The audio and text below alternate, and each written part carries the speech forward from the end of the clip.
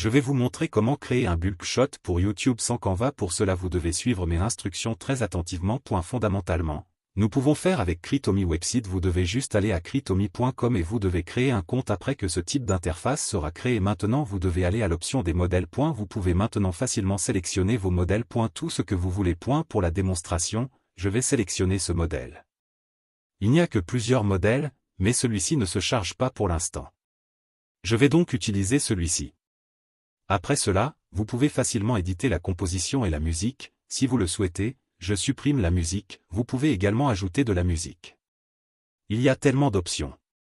J'aime bien sélectionner l'épingle, le rectangle, l'ellipse, l'insertion de texte. Il y a donc beaucoup d'options ici et il y a l'option de composition. C'est ainsi que vous pouvez éditer d'autres choses. Il y a une chose à faire, il faut juste appuyer sur utiliser le modèle OK.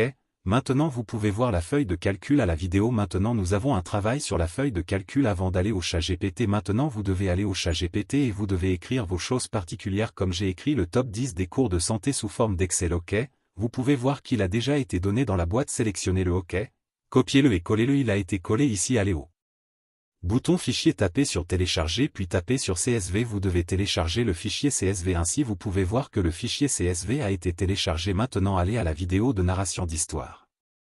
Cela signifie que le créateur s'est réuni. Tapez sur cette feuille de page puis tapez sur continuer. Maintenant vous pouvez voir importer des données. Tapez sur parcourir le fichier. Vous devez aller à ce fichier particulier que vous avez téléchargé. OK, c'est ici, je pense l'ouvrir. OK, maintenant sélectionnez le texte 1 et sélectionnez l'auteur comme texte 2. Maintenant tapez sur continuer puis encore continuer puis tapez sur importer des données. Vous pouvez voir que toutes les données ont été importées. Maintenant je vais vous montrer la démonstration à quoi cela ressemble. Vous pouvez voir donc c'est à cela que cela ressemble fondamentalement. Vous pouvez voir toutes les choses changent ici. OK, donc c'est comme ça que vous pouvez le faire et après cela vous pouvez juste taper créer le rendu.